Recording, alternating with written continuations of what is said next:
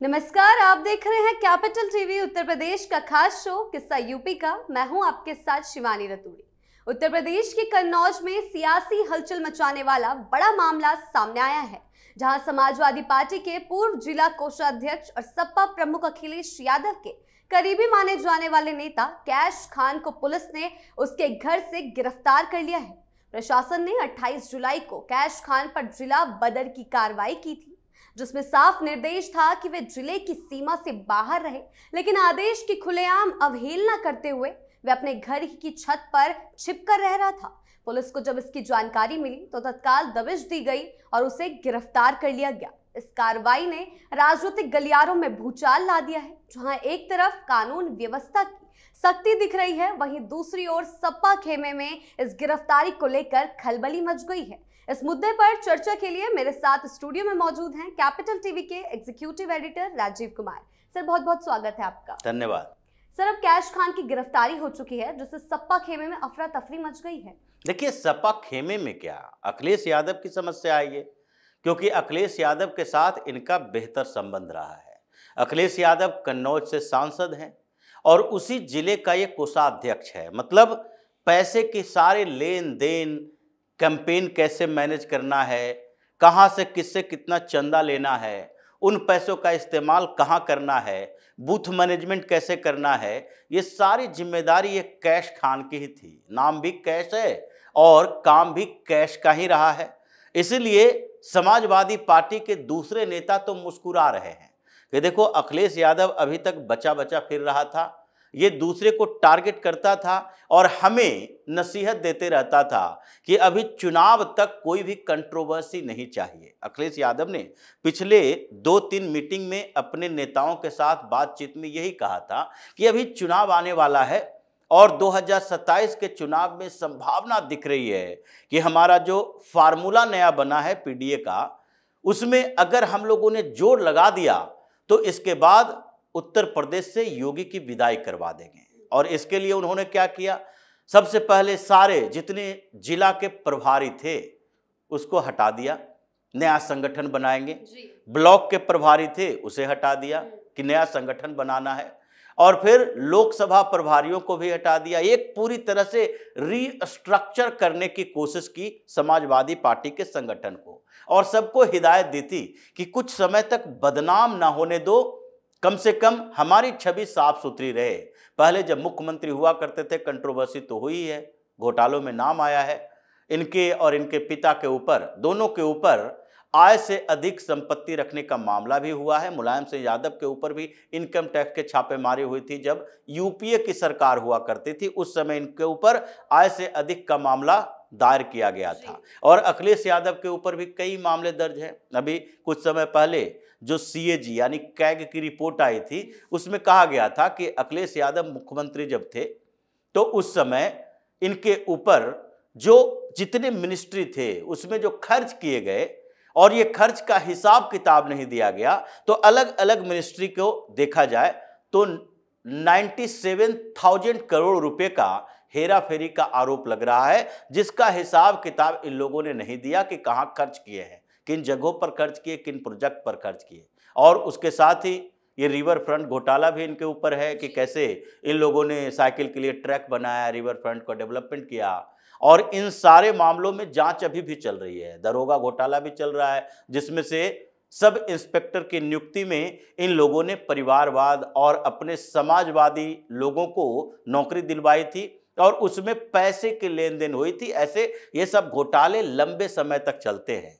जैसे जो नौकरी के बदले जमीन का घोटाला, ये लैंड फॉर जॉब घोटाला लालू प्रसाद यादव के समय में जब वो हुआ करते थे रेल मंत्री, तो उस समय का ये घोटाला है और वो अब कोर्ट में सुनवाई चल रही है, नोटिस जारी किया जा रहा है, कभी भी सजा हो सकती है। उसी तरीके से अखिलेश यादव के लिए ये थोड़ा सा टाइम लगता है उन तक पहुंचने में, क्योंकि करप्शन में इतने लेयर्स होते हैं कि नीचे के लेयर से ऊपर के लेयर तक पहुंचते पहुंचते जांच के टीम को भी सालों लग जाते हैं। इन लोगों के लिए तो दशकों लग जाते हैं, 10 साल 15 साल के बाद भी इसके ऊपर फैसला आता है। लेकिन वही अखिलेश यादव इन दिनों परेशान हैं और इस बात के लिए कि इनका जिला कन्नौज, जहां अभी कुछ दिन पहले अनुराग ठाकुर ने आरोप लगाया था कि कन्नौज में तकरीबन 1,73,000 फर्जी यानी सस्पिशियस वोटर हैं, जिसको फर्जी वोटर तो बाद में चुनाव आयोग करार देगी।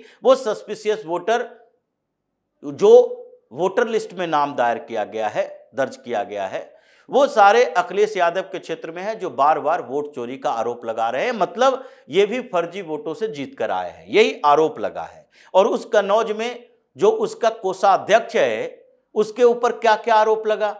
उसके ऊपर आरोप लगा कि आपने अवैध तरीके से जमीन पर कब्जा करके और उस पर मॉल बनाया, जिसके ऊपर बुलडोजर चल चुका है। इसके ऊपर गुंडा एक्ट के तहत मामला दर्ज है, और गुंडा एक्ट के तहत मामला जब दर्ज हुआ तो इसको जिला बदर घोषित किया गया। मतलब ये जिला की सीमा के अंदर आप दिखाई नहीं पड़ना चाहिए।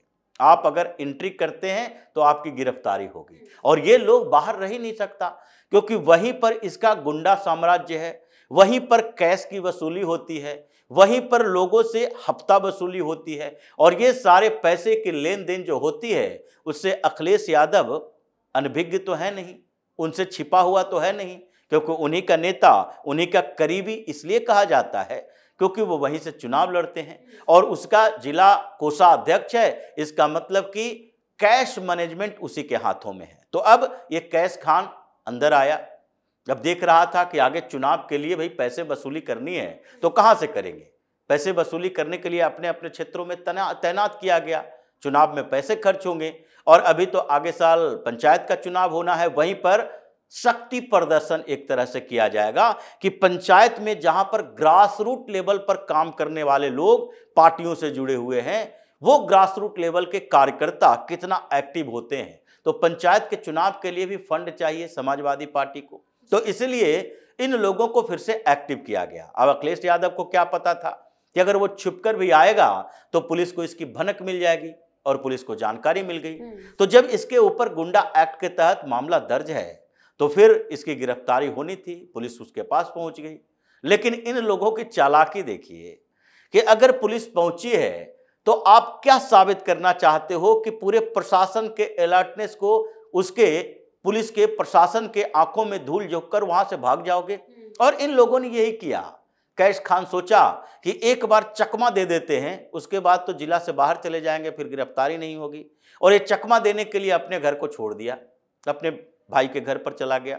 और वहां पर भी ये बेशर्मी की इंतहा है कि एक सामान्य जो अपराधी होता है, चोर लुटेरा पॉकेट मार टाइप का, अगर पैकेट मारने वाले लोग इस तरह से छिप जाते हैं तो कहा जाए ये समाजवादी पार्टी का एक नेता, और वो जिला स्तरीय नेता जो कल होके विधानसभा जा सकता है, परसों होके ये लोकसभा का टिकट ही अखिलेश यादव दे सकते हैं, वो ऐसे गद्दे के नीचे छिपा हुआ है, पुलिस सर्च कर रही है। उसको सरेंडर करना चाहिए था कि भाई हमसे गलती हो गई, हम घर पे आए थे मुलाकात करने के लिए, हम जाने वाले थे, लेकिन उसने सरेंडर नहीं किया, उसने चकमा देने की कोशिश की।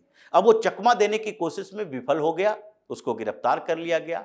अब आगे क्या होगा, क्योंकि जो कोषाध्यक्ष की बात की जा रही है इसीलिए की जा रही है कि अब गिरफ्तारी हुई है तो इसमें सीधे अखिलेश यादव तक इसकी जांच के आंच पहुंचने वाली है, क्योंकि अखिलेश यादव वहां से सांसद हैं, और अखिलेश यादव अभी लोकसभा के अंदर अपोजिशन पार्टियों में दूसरे नंबर की अपोजिशन पार्टी है। इनके 37 सांसद जब से हुए हैं, इनका ये लग रहा है कि पैर जमीन पर है ही नहीं। तो ऐसे में अखिलेश यादव के संसदीय क्षेत्र का समाजवादी पार्टी का एक नेता अपने घर पर आता है तो उस सांसद की भी जिम्मेदारी है।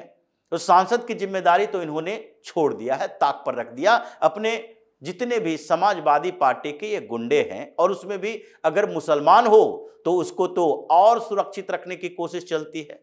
लेकिन अब ये जो गिरफ्तार हुआ है ये अब बताएगा कि उसने कन्नौज से बाहर रखने की पुलिस के फरमान के बावजूद वहां गया क्यों, और गया तो उसके एक्टिविटी क्या क्या रही थी। क्या समाजवादी पार्टी के ये अखिलेश यादव से मुलाकात भी उसने किया? अगर मुलाकात किया है तो फिर अखिलेश यादव के खिलाफ भी केस होगा, क्योंकि आपने एक गुंडा एक्ट के तहत जिला बदर घोषित किए हुए व्यक्ति के साथ मीटिंग की।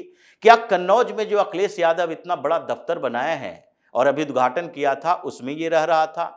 क्या वहां पर जो अपना घर बनाया है उसमें रह रहा था, छिपा के कौन रखा हुआ था? तो ये सारे मामले अब जांच के दायरे में आ गए हैं, जिसके कारण अखिलेश यादव की समस्या बढ़ी है। लेकिन इससे भी बड़ी बात है ये पैसों के लेन देन की, जो उसके खिलाफ मामला चल रहा है। और लगता है कि कुछ दिन के टॉर्चर के बाद एक कैश खान जिस तरह से भागता फिर रहा था, उससे लगता है कि इतना मजबूत व्यक्ति नहीं है कि जो पुलिस के सामने मुंह न खोले। जिसको बताना पड़ेगा कि पिछले लोकसभा से यानी 2024 के चुनाव से लेकर अब तक ये कोषाध्यक्ष रहते हुए कहां कहां वसूली की, अवैध तरीका अपनाया, कहां हफ्ता वसूला, किन बिजनेसमैन ने पैसे दिए और कैसे उसने चुनाव मैनेज करने के लिए अखिलेश यादव के साथ मिलकर पैसों की खेल खेला और लोगों को पैसा दिया। यानी अब तो कैश फॉर वोट का मामला भी आगे चलेगा। इसलिए इस मामले में अखिलेश यादव ऐसे फंसे हैं कि अब योगी को चैलेंज करते करते खुद के लिए एक चुनौती बन चुके हैं कि समाजवादी पार्टी के नेता कार्यकर्ता जो बार बार इनके मना करने के बावजूद कि अभी छवि सुधारने की जरूरत है, छवि बर्बाद मत करो, वो अपने पुराने काम पे लगे हुए हैं। और अखिलेश यादव इस बीच छटपटा रहे हैं कि कहीं दूसरी जगह से भी खबर ऐसी ना आ जाए कि उसके बाद हमारे ऊपर ही 2-4 चार्जेस लग जाए। यानी अखिलेश यादव का नंबर भी अब धीरे धीरे आने वाला है। सर बहुत बहुत धन्यवाद आपका इन तमाम जानकारियों के लिए। धन्यवाद। कैश खान की गिरफ्तारी ने न सिर्फ प्रशासनिक सख्ती का संकेत दिया है, बल्कि कन्नौज की सियासत में भी हलचल तेज कर दी है। जिला बदर जैसे कड़े आदेश के बावजूद कानून को चुनौती देना अब कैश खान को भारी पड़ गया है, साथ ही अखिलेश यादव को भी। ये मामला आने वाले दिनों में राजनीतिक तूल पकड़ सकता है, खासकर जब आरोपी का संबंध समाजवादी पार्टी के शीर्ष नेतृत्व से जोड़ा जा रहा है। अब देखना होगा कि यह मुद्दा राज्य की राजनीति में कौन सा नया मोड़ लाता है। आपकी इस बारे में क्या राय है, हमें कमेंट सेक्शन में जरूर बताएं। वीडियो को लाइक कीजिए, शेयर कीजिए और चैनल को सब्सक्राइब करना ना भूलें। धन्यवाद।